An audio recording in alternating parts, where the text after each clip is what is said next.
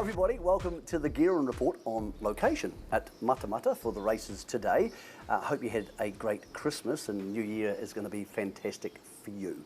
The reason we're at Matamata Cup Day is a very special guest joins us today. Brendon McCullum, these days coach of the England Test team. And Baz, compliments of the season to you. Pretty successful month in New Zealand, coaching against the old team. Yeah, well, firstly, it's nice to be here. Looking forward to a good day here at Matamata as well. Got a couple in. Not sure they can win, but at least they'll be out on the track. Yeah, it's been awesome, actually. It's been a great month. The England boys, they're a great bunch of lads. They're incredibly talented. And we knew when we arrived here in New Zealand it was going to be a really tough tour, especially after New Zealand had achieved what they achieved in India, which was insane, really, to win 3-0 away from home. So we came here as underdogs, and to leave the tour winning 2-1 was immensely satisfying, but the boys had just an incredible trip and they experienced everything that this great country's got to offer, and that's kind of my coaching style, is to try and ensure that guys have a great time, not just on the field, but make some memories and some experiences they'll look back on fondly off the field too. So, great month. If you had to lose a test match, losing one to the Kiwis when Kane Williamson scored a century and your mate Southey gets to go out on a win, it's not a disastrous way to lose. Well, he was one of my best mates, Southey, and I said to him afterwards, I said, there you go, that's our little gift for you, just a little parting gift. But sometimes that emotional attachment to something can bring the best out in you. Maybe that was the reason why they were able to win some of those key moments and ultimately win that last test. But it was a great way for Tim to go out. He's been just an absolute champion of the game. He came in as a young boy and he leaves as a respected man who's achieved so much over the game, and he's grown up on the international stage in the public spotlight, and he's remained totally authentic throughout. So I said to him the other day during our celebration, I said, I'm sure, mate, that the next stage will be as great as the last, and I firmly believe that. I think he'll do wonderful things in the game, albeit not on the cricket field anymore. You break for Christmas now. How does a tour like that end? Does everybody get together and have a few beers? And then what do you do next? Because you're at the Matamata races today. In a coaching space, do you leave the boys alone for a couple of weeks? How does all this work? Yeah, so we did actually have a couple of beers after. The camaraderie between the two teams is like nothing I've ever seen in international cricket, and I'd be able to push to think that it would be as strong as what it is in any other sport in the world. The two teams after the game, straight out on the field, sitting around together, just lying on the grass, sort of chili bins full of beers and soft drinks and a bit of music on, and the guys just sitting around talking and just sharing some time together. And there's some great friendships which have developed amongst those two teams over the time. And then, as what normally happens, the coaches get up and leave the players to it. I think they ended up in some juvenile games in the change room, but that's part of being a part of team sports. And the guys had a great time, and now they've all shot back to England. Some guys are involved in franchise tournaments around the world. Other guys will take a bit of a break. For me, I sort of reset now for a couple of weeks. It's been Christmas, New Year's here in New Zealand, and then we'll head over to India where we've got a white ball series before the Champions Trophy. And in the time between those, I very much leave them to it. My style is to trust in the athlete, trust in them, that they've got the drive and motivations to want to be working hard, and I never doubt that. I think ultimately, you can't micromanage things like that. You got to give guys the space and the freedom, and try and create an environment where guys will work hard off the field because they're desperate to be a part of the team moving forward. So very much a couple of quiet weeks. Talk to us about how you end up, a boy from Matamata these days, coaching the England cricket team. I know you don't apply for it out of an ad in the newspaper, so how does that process start? And it must have been a relatively surreal thing when somebody first rang you and said, hey mate, do you want to coach England?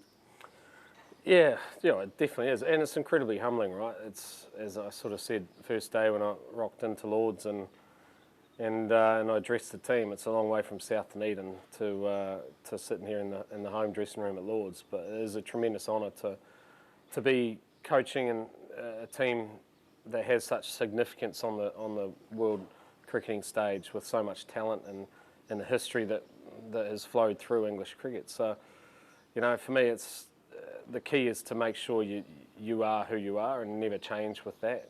There was a reason why they wanted me to coach that team, and that's because it was a point of difference. It was about trying to bring that freedom and that expression of play to an incredibly talented bunch of players, and try and, I guess, bring some of the Kiwi traits, which is, you're humble, you're hardworking, you're innovative when you need to, and hopefully you can deal with the pressures that come with it. And I guess that's how I ended up there. But I was very happy doing what I was doing beforehand, to be honest. I was coaching over in the IPL, I was coaching Kolkata.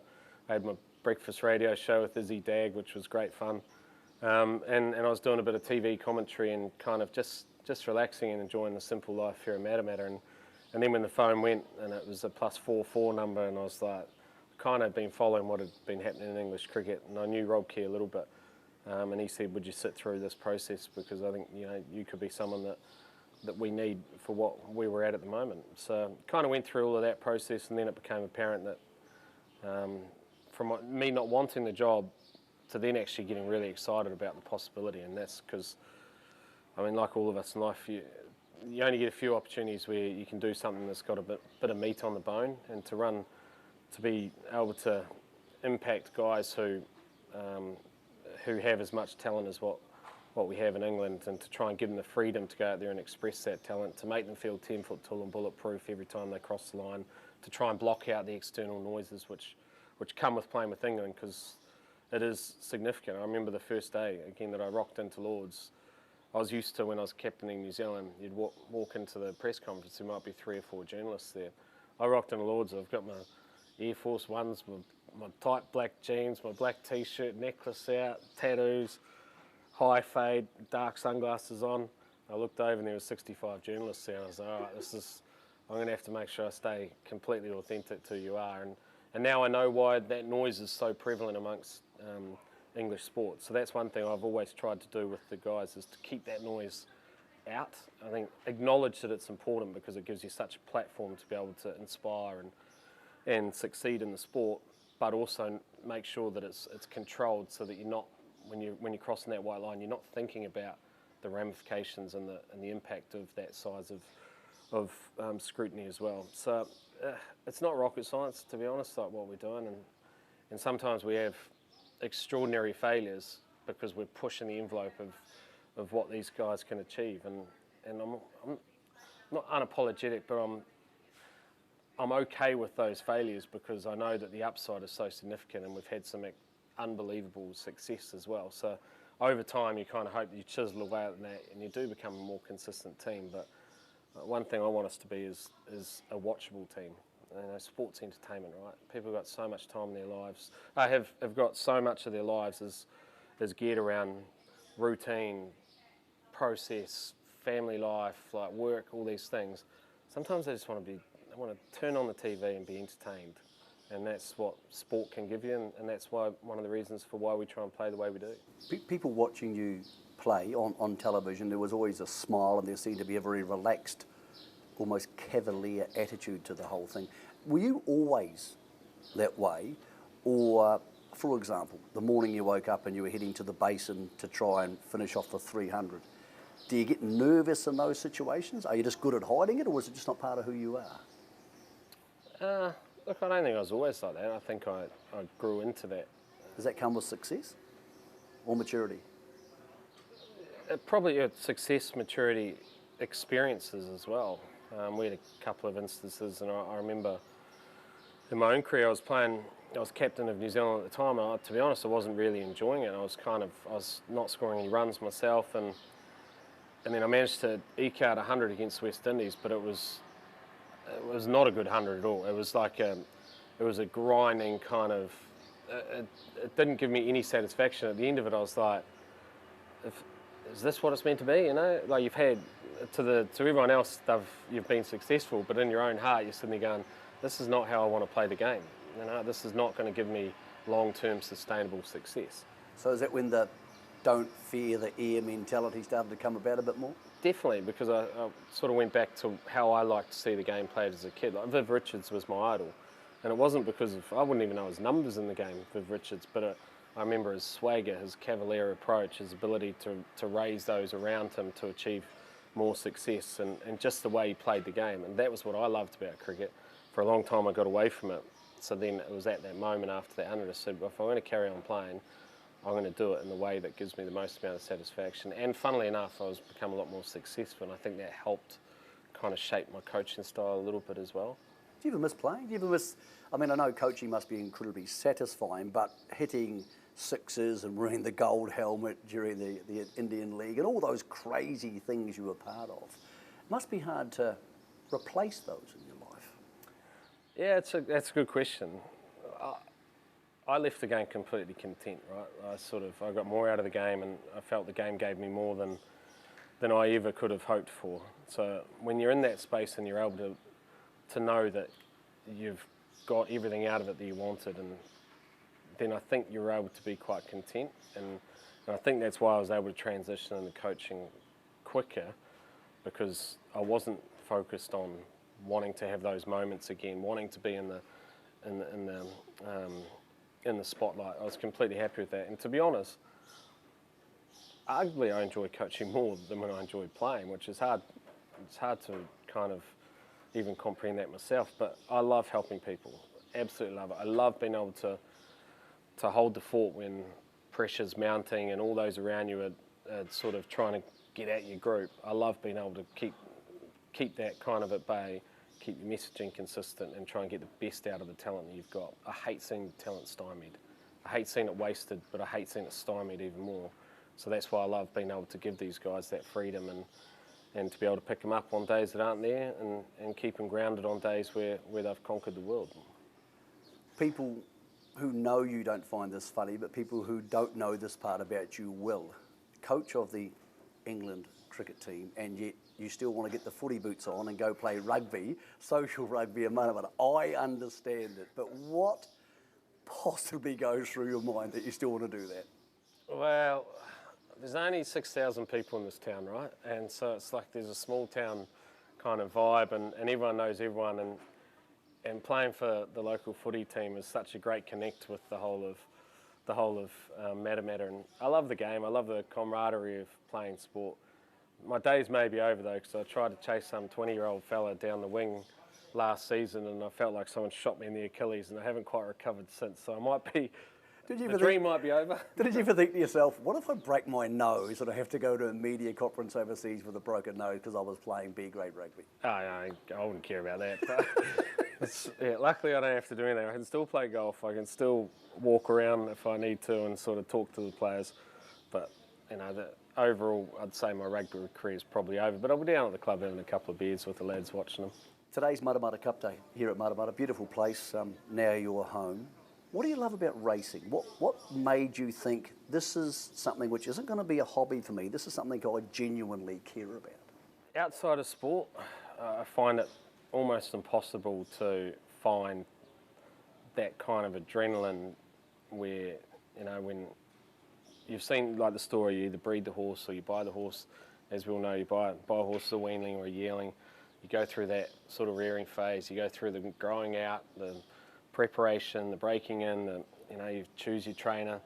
Like you go through all of that process, and then come race day and they fly the gates and you're watching and they're positioning themselves amongst the running. You're trying to work out the tempo of the race, where they're going to come from, what's going to happen when they hit the top of the straight and they all start fanning out and you see your horse has got a little bit under the engine.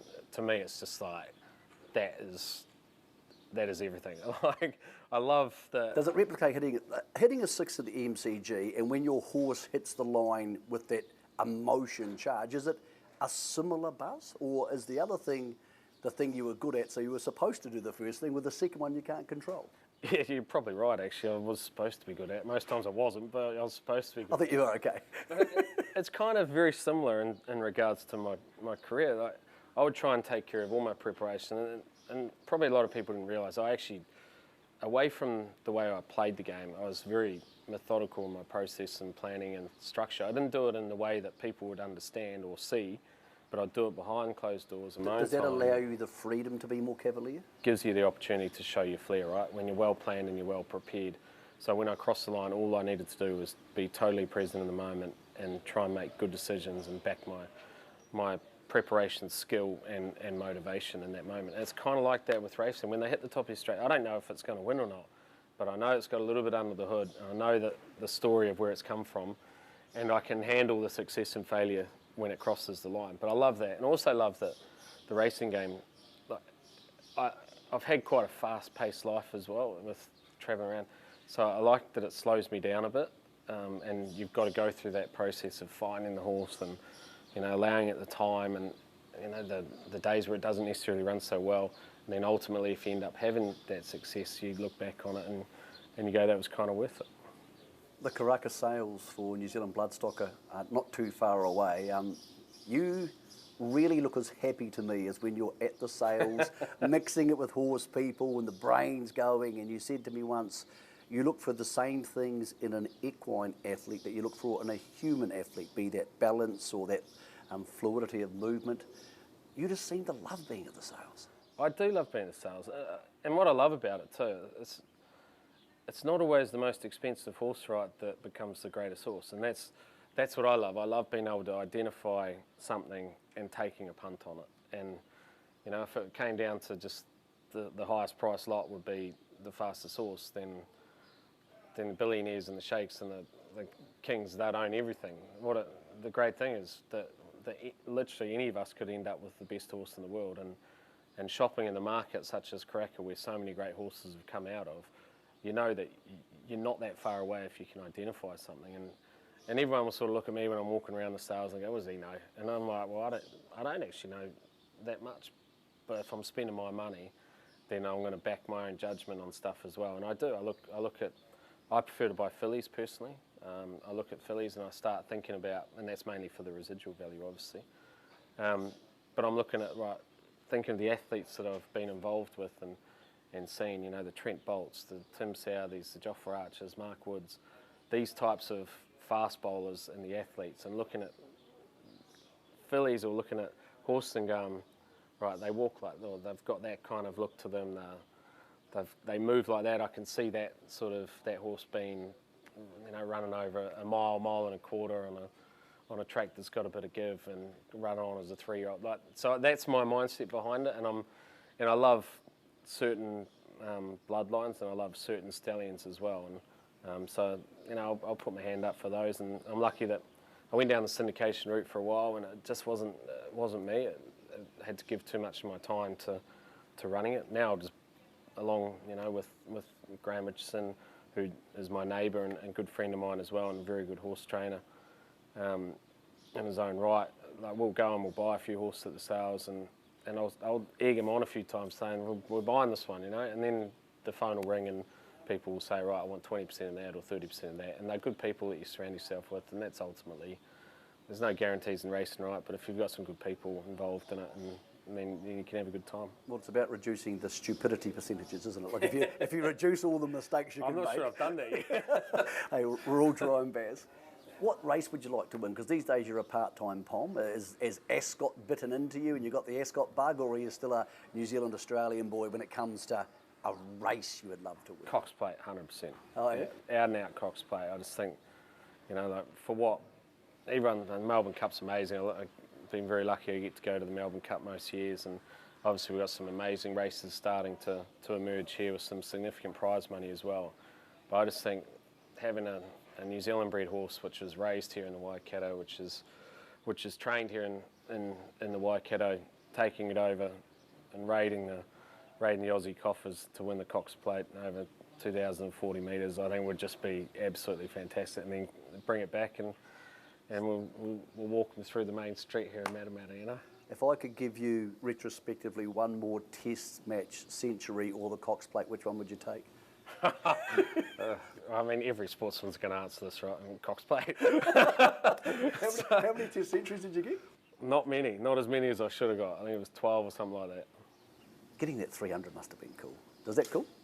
Yeah, that was really cool. And it was cool for a number of reasons. It was more cool because I think, like, the significance of what it meant to those who followed cricket in this country. And, you know, I grew up, I watched the late great Martin Crowe's 299, and I sort of like fell to my knees when I watched him nick off at the Basin Reserve, and you know, I remember him being on the TV the morning that I was on 280 or something overnight, and he said he was talking about the significance of what it meant for those that for all those that have supported New Zealand cricket, if we were able to get across that the threshold of 300.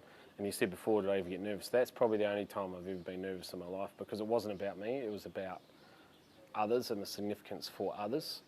When you wake up in the morning, I want to go back to that. You wake up in the morning and everybody runs through their day. Today I have to do these things. When you wake up in the morning and you know that you are going to try to achieve that, is that like, great, this is going to be fun, or holy hell, this is a big deal? Yeah, both. And then I got to the ground and there's just people streaming in, like they're lined up down the street, and there's a full house, and it was on day 5.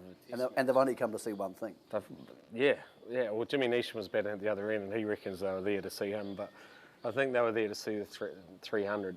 But it was sort of like, it's then that you start to go, okay, right, how do you, like, this is a noise, right? As in the coaching world now, this is all just noise that's starting to seep into your head. It's like, right, I need to do this, I need to do that. And in the end, I nicked one behind on about 285, and it bounced short of Emmy Stoney. And at that moment, I said to myself, it's like, what are you worried about? Just get rid of all that. If it's meant to be, it's meant to be. Well, just leave it in the hands of the You might also go out cricketing guns gods. blazing. Exactly. And so I tried to put the hammer down a little bit from there. But sometimes you just got to leave it up to the cricketing or racing gods, right? Who's the best cricketer you've ever seen? We'll get to the best horses shortly. Best cricketer you've ever seen. I'm not saying one you played against, it can be one you played against, but who was the cricketer? Viv Richards for me. He's my idol, you know. And I was lucky, actually. My last Test match against Australia, and I managed to get the world's fastest Test 100. He had the record before that, and I got into the dressing room after the game had finished, and I had this voicemail, and I sort of listened to the voicemail, and it was Viv. It was, hey man, it's Viv here, and I was just like, what? And how did Viv Richards have your number? so he was in Dubai at the same time that my brother was in Dubai, so he rang off my brother's phone. Yeah, and he's just like, if there was anyone that I wanted to break the record, it was you. Which, I mean, that stuff will stick with you forever, right? Your idol. That must be so weird, having your idol ring you. Yeah, it was amazing. Honestly, it was the perfect way to leave international cricket. And he's got a great voice. Got a great voice too. It's a great voice, yeah. So you come full circle though, right? You have this idol, and all you want to be is this guy growing up, and then you finally have a game. Your idol rings you to say well done on doing something that I just thought it was I kind of knew right then and there that was the right time to have bowed out. Okay, who's the best player you ever played against? I would say Shane Warne. Yeah, he's one of my good mates as well, but Warne just had this unbelievable ability to make you feel like inferior on a cricket field. He made you feel equal to you off the field, but on the cricket field you felt inferior. And it wasn't through nastiness or anything like that. It was just this aura that he held himself, and obviously his skill, but he just carried himself in such a way that even if he bowled a bad ball, you felt like it was part of his plan. And so I thought he was a genius and a maverick, but also he played the game in the right manner, and his ability to then off the field make you feel like one of his best mates when you're around him. So I'd say Shane Warne. It must have been a hard thing to go through when Shane passed a couple of years ago. Like, it's hard to see stars who burn that bright disappear. Yeah, definitely. And I mean, you saw the reception at the MCG of the impact that he had, just the sheer volume of people that turned up. But Warne in his own right, like, he would say he lived 1,000 lives. So, and he'll be shining down on everyone. It's actually funny sometimes. Well, it's not funny, but sometimes when in the job that we're in with England at the moment and the way we're trying to play, it's everything that Shane Warne would have wanted the game to have been done. So we're midway through a game, we don't know whether to stick or twist, and you know you got messages to deliver to the team. I often think, what would Warne do? And so, you know, his impact on the game and on life and on people will go on forever. Back to racing. What's the best horse you've seen? What's one that made you go, wow? Lonhro. Lonhro? Oh. Dark, chocolate. Yeah, and I try to buy anything that's got sort of a Lonhro, sort of buy a Lonhro, well, obviously not anymore, or like Lonhro mares. Like that Australian Cup, the Australian Cup performance where he was buried Berry had no run, got out, and he's just, you know, and I think, what did they say after? It's like the champ's in desperate trouble or something. And it was at 2004 Australian Cup, something like that. Anyway, I just thought... So probably also when you were starting to break into being more serious about horses and Yeah. they make an impact on you at that stage? Definitely, yeah. And also, like, Mark Chittick's a good friend of mine, and I remember early when I started getting into the horse game, I was out at Waikato Stud, which is just down the road from me now, and Gary Chittick and Mark Chittick were there, and we were talking about the industry, and I was obviously quite inquisitive, you know, some geniuses of the industry, and they were talking about, you know, what you can't see from the outside of a horse's body is like the size of its heart, its will to win, the ability to push through the pain barrier, and ultimately the turn of foot. And it was about that time that sort of I just remember that run from Lonhro, and from that point on, like, he didn't win every race, he disappointed at times, but on your day, gee, you were entertained by him, you know. Viv Richards. Viv Richards. Viv Richards. What about jockeys? Yeah, well, I'm going to have to say Lance O'Sullivan, because he's a good mate of mine. He's my golf partner, and he's coming on the show shortly as well. He's right there, actually. So I mean, I got to say the Hall of Famer down there. Actually, even just like the way that he carries himself is hilarious. You know, like, it's so good. He's got this aura about him, and I'm sure but he makes you feel, you know, like. And whenever you're around him, you're in great company. And Well, he's a big preparation man too. If you prepare well enough, you can afford to be cavalier. yeah. So very similar. What about trainers? Because you've had horses with a lot of training. I'm going to say J-Mac as well. Let's not leave out J-Mac. Yeah, like, You're actually quite proud of him. Like you being a Kiwi sports person who's been to the highest levels, to see what J-Mac is achieving. I think a lot of New Zealanders feel really proud about that.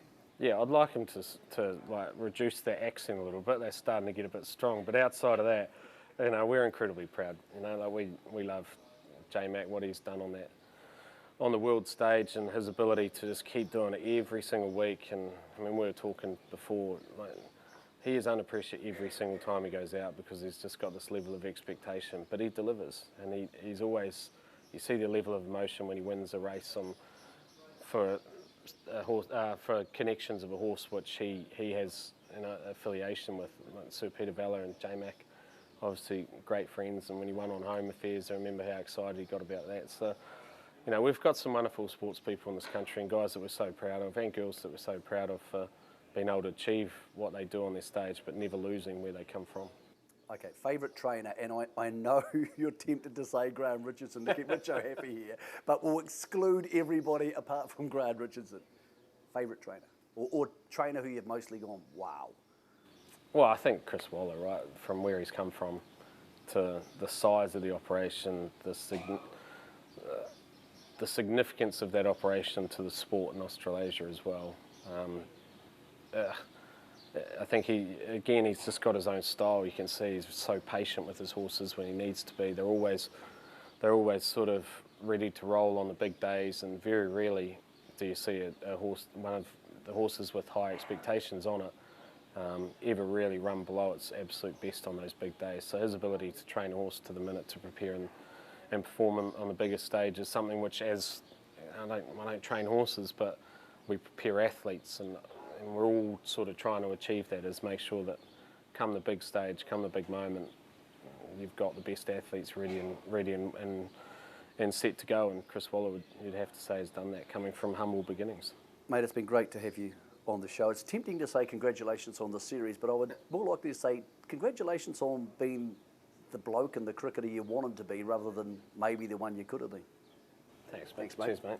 That's the Guerin Report from Matamata with our very special guest, Brendon McCullum. The great way to end 2024. We'll be back next week on Trackside, Monday night at 8 p.m.